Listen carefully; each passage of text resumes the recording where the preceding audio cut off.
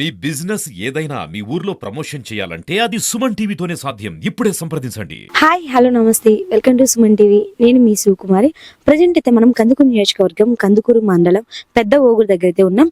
So మేము ఒక temple చేయడానికి వెళ్తుండగా ఇక్కడ తాతయ్య అయితే వ్యవసాయం చేస్తున్నారు. సో అందరిలాగా వ్యవసాయం చేస్తున్నారు కదా, ఏముంది అంత ప్రత్యేకతంగా అని చెప్పేసి నార్మల్గా వెళ్తున్నాం.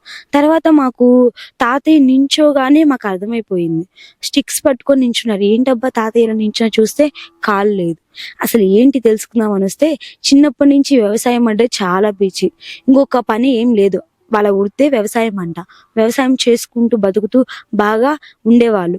ఒక్కసారిగా తాతయ్యకి యాక్సిడెంట్ అవడం, అందులో ఒక కాలు పోవడం తాతయ్యని చాలా నిరాశపరిచింది. ఇంకా నేనేం చేయగలను, నేను వ్యవసాయం తప్పక ఇంకేం పని చేయలేను కదా అని ఒక ఆలోచనతో సో అలానే డైనమిక్ లో పడిపోయి ఆలోచిస్తూ ఉన్నారు.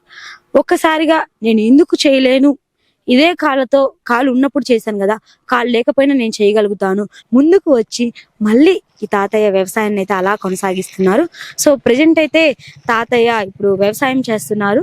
సో ఎలా చేస్తున్నారు ఏంటి, ఒకవేళ వ్యవసాయం చేసేటప్పుడు ఎలాంటి ఇబ్బంది ఫేస్ చేస్తున్నారు, కాలు ఉన్నప్పుడు చేసేది వేరు, ఒక కాలు లేకపోయినా సో ఎలా అయినా నేను చేయగలను చెప్పి చూపించడం వేరు. సో ప్రజెంట్ అయితే తాతయ్య మన బ్యాక్ సైడ్ ఉన్నారు. సో ఇంకా చేస్తున్నారు వాళ్ళ వ్యవసాయం. ఒకసారి తాతయ్య మాటలు కూడా అడిగి తెలుసుకుందాం రండి.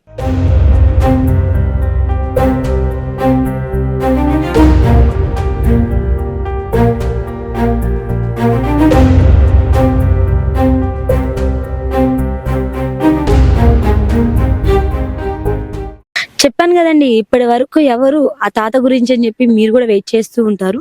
సో ఆ తాతయ్య అయితే మన ముందు ఉన్నారు. నమస్తే తాతయ్య, మీ పేరేంటి? రాజ్పూట్ హనుమంతు.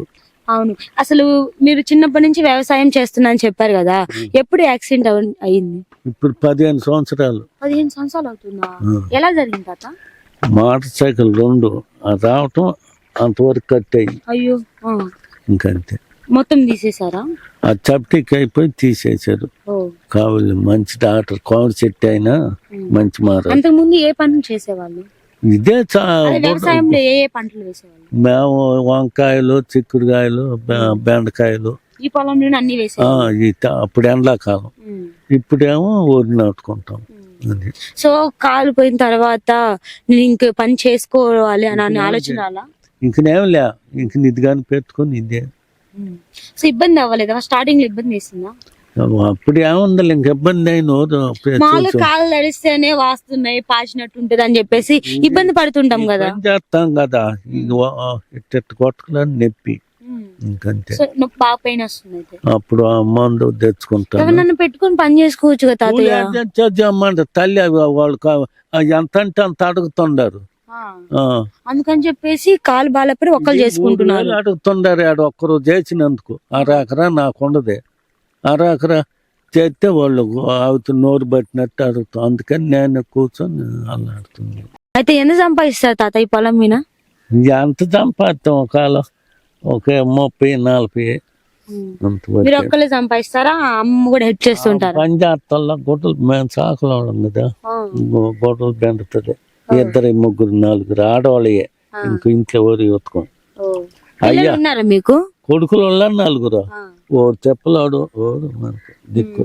అందరి పనులు వాళ్ళు చూసుకుంటూ వాళ్ళ బాధ వాళ్ళది, నా బాధ. వ్యవసాయం చేయడం బాగా ఇష్టమా తాత మీకు?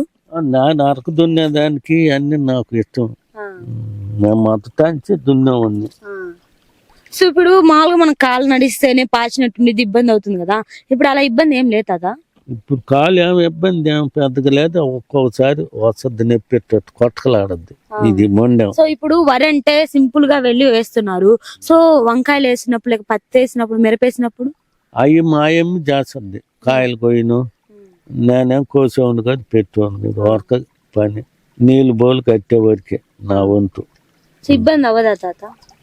ఇబ్బంది కానీ బాధ కానీ ఏమన్నా కానీ తప్పదు కదా నాకు. ఓడి పెడతారు కూర. మీ అబ్బాయిలు పెట్టరా? వాళ్ళు చూసుకుని వాళ్ళు సరిపోద్దు, ఇంకా నాకు పెట్టాల్సింది. నిజంగా చాలా గ్రేట్ తాత, నలుగురికి ఇన్స్పిరేషన్ మీరు.